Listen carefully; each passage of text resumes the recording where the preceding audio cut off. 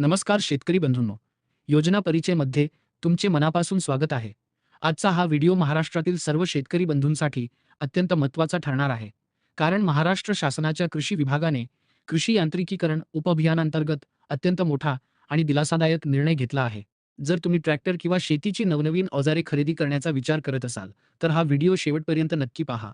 महाराष्ट्र शासनाने 3 ऑगस्ट 2026 रोजी जारी केलेल्या अधिकृत शासन निर्णयानुसार प्रधानमंत्री राष्ट्रीय कृषी विकास योजनेअंतर्गत कृषी यांत्रिकीकरण उपअभियानासाठी सन 2026 ते 2027 या आर्थिक वर्षातील दुसऱ्या हप्त्याचा 218,05,00,000 रुपयांचा निधी अखेर वितरित करण्यास मंजुरी दिली आहे.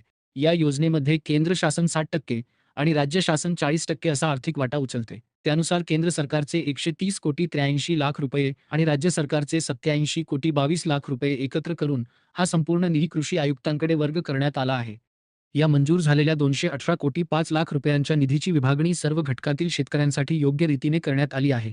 यामध्ये सर्वसाधारण प्रवर्गासाठी 171,81,00,000 रुपये, अनुसूचित जाती एससी प्रवर्गासाठी 25,73,00,000 रुपये आणि अनुसूचित जमाती एसटी प्रवर्गासाठी 20,50,00,000 रुपयांची तरतूद करण्यात आली आहे. शासनाच्या या निर्णयामुळे राज्यातील हजारो शेतकऱ्यांना शेतीसाठी आवश्यक असणारी आधुनिक यंत्रे व अवजारे खरेदी करण्यासाठी मोठे अर्थसहाय्य मिळणार आहे. आता आपण सर्वात महत्त्वाच्या मुद्द्याकडे वळूया, तो म्हणजे ट्रॅक्टर अनुदानाची मर्यादा.